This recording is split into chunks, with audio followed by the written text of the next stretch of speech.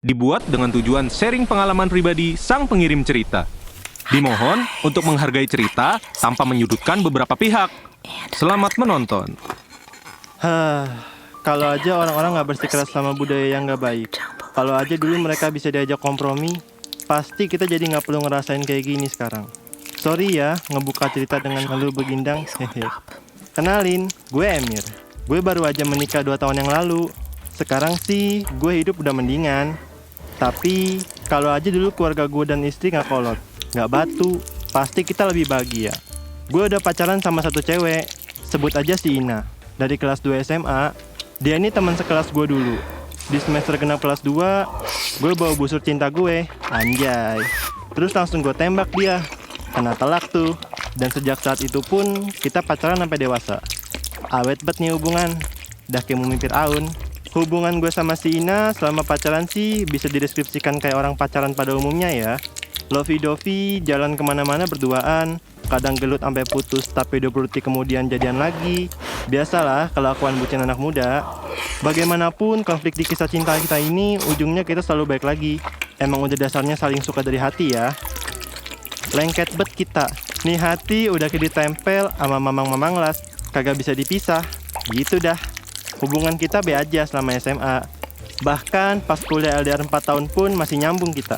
Eits, tapi gue cerita di channel ini berarti ada sesuatu yang menarik dong yang terjadi.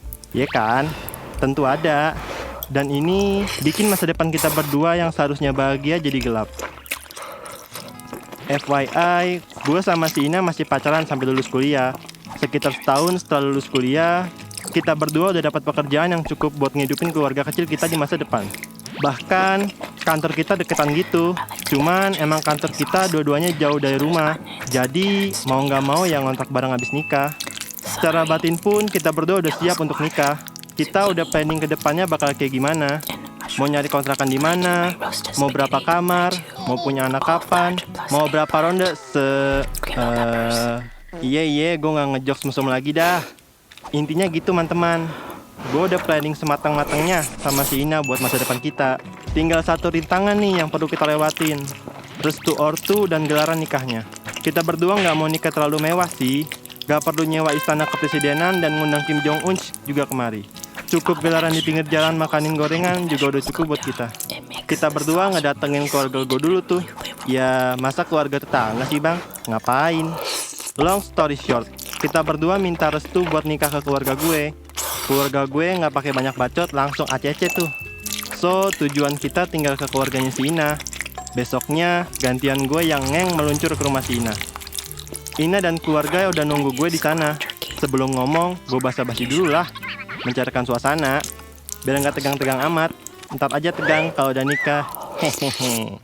Setelah basa-basi yang cukup panjang, sampai gue ngabisin bakso 3 mangkok, gue mulai buka pembicaraan buat ngelanjutin hubungan gue dan Ina ke jenjang yang lebih serius. Gue udah yakin banget diterima sih. Soalnya gue kan udah berhubungan lama banget sama si Ina. Ortunya juga udah ekstra chill sama gue.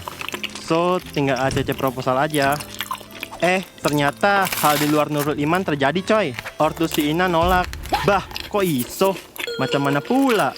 Gue gak terima dong. Gue coba nanya ke mereka, kenapa kok mereka gak ngizinin kita nikah?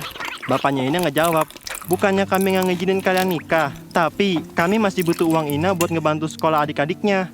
Jadi kalian nanti nggak punya tabungan buat gelar acara. Ngedenger ini, gue sama Ina cuma cengok sambil melongo, kayak orang dongo. Anjay, keren banget kalimat gue. Iya sih, si Ina emang anak pertama dari 4 bersaudara, dan adik-adiknya masih kecil, paling gede SMP. Jadi emang butuh duit buat sekolahnya. Tapi kan, aduh, ya gimana ya? Susah juga gue mau ngebales.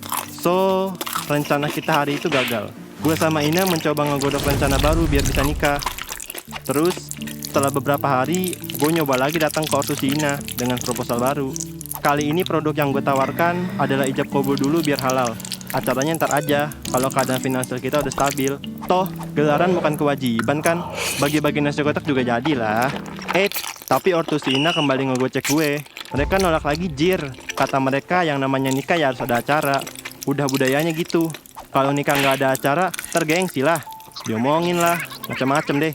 Sekali lagi gue sama Ina cuma bisa diem. Anjir lah, mindset zaman jahilnya dipakai cuk. Lah, yang wajib dari nikah kan ijabnya. Apa salahnya ijab dulu acaranya ntar? Gue coba ngedumel ke keluarga gue. Tapi ternyata keluarga gue juga mikir kayak gitu. Gak mau kalau ijab doang. Bah, apa-apaan sih? Nih orang-orang bunga-bunga banget pola pikirnya. Ya, mau nggak mau kita coba menabung sendiri. Supaya hemat, kita nggak ngontrak. Kita cari kosan yang ngebolehin buat tinggal berdua tanpa bilang ke ortu. Mana boleh kalau minta izin dulu, Cok. Hitung-hitung sebulan cuma keluar 2 jutaan lebih lah. Jadi gaji kita berdua sedikit-sedikit bisa ditabung. Siapa tahu kalau udah ada modal gelarannya, ortu bisa ngizinin. Sialnya, rencana kita nggak berjalan dengan baik. Di tengah perjuangan kita nabung begini, malah godaan setan yang kita dapat. Mau berhemat, malah diazab. Seperti yang gue bilang, kita ini tinggal satu kosan, satu kamar, so privasi hampir nggak ada. Dan tinggal sekamar bareng lawan jenis tuh, ya lu tau lah ya godaannya kan. Nggak perlu gue detailin lah. Baru setahun hidup bareng, perut Ina mulai membuncit. Dia juga jadi sering enak gitu, so gue bawa dia ke rumah sakit. Ternyata si Ina udah hamil 2 bulan lebih. Bukan main kagetnya kita berdua saat itu. Gue sempat mikir apa kita sembunyiin aja ini dari ortu, tapi nggak mungkin dong. Cepat atau lambat pasti ketahuan lah. Ina nangis nggak tahu harus ngapain. Akhirnya sambil nenangin dia, gue ngeyakinin dia buat terus terang ke orang tua kita. Nggak perlu ditanya lagi, respon ortu si Ina ya marah. Gak cuma kita tinggal bareng tanpa izin, kita juga sampai jadi buncit. Terutama bokapnya Ina. Dia bener-bener marah, ngelemparin barang-barang dan caci maki ke arah gue. Beberapa barang bahkan sampai ngenain si Ina. Gue cuma bisa nerima omelan mereka, karena kita berdua tahu hal ini salah. Tapi mau gimana lagi, kita juga pengennya hubungan halal dulu, baru begini. Kalau aja dulu kita sempat ijab dulu, nggak akan begini juga kan jadinya. Bokap Ina terus aja ngomel-ngomel. Sampai di poin dia ngehina si Ina. Bapak nggak ngebesarin kamu jadi cewek nggak bener, yang mau diambilin sama sembarangan laki-laki. Kesabaran gue habis saat itu. Gue berdiri ngadap bokapnya Ina dan langsung ngebentak dia. Bapak nggak punya hak ngomel ke Ina kayak gitu. Dari dulu kami mau nikah. Dari dulu kami mau hubungan yang halal. Yang buat kami nggak bisa mendapatkan itu, ya keegoisan dan gengsi kalian yang nggak berguna. Setelah itu, keadaan di rumah Ina makin memanas. Sesekali teriakan keras kedengaran dari dalam rumah. Kami nggak berhenti adu mulut selama seharian penuh. Akhirnya, mau nggak mau gue sama Ina harus nikah. Kita pinjam uang sana-sini buat bikin acara kecil-kecilan. Harusnya pernikahan kami jadi momen yang bahagia. Tapi karena hal ini, dua keluarga yang seharusnya bersatu, jadi dingin satu sama lain. Basically, gue sama Ina udah putus kontak ke keluarga masing-masing. Sekarang kami cuma ngirimin uang bulanan ke mereka demi memenuhi kewajiban. Itu pun gaji buat kami sedikit banget karena harus nutupin utang buat acara yang dipaksain harus ada. Kenapa sih orang-orang tuh ngikutin budaya nggak penting dan nggak wajib kayak gini? Padahal kan bisa yang wajibnya dulu. Nanti baru yang lain begitu mampu. Kenapa harus menderita demi gengsi? Gue tahu, gue dan Ina juga salah di sini karena apa yang kami lakukan. Tapi ini semua bisa dihindari kalau dulu kami ijab dulu kan. Kalau kami halal dulu kan. Udahlah, nasi udah jadi bubur. Sekarang kami cuma bisa titip pesan ke teman-teman sekalian. Jangan sampai termakan gengsi.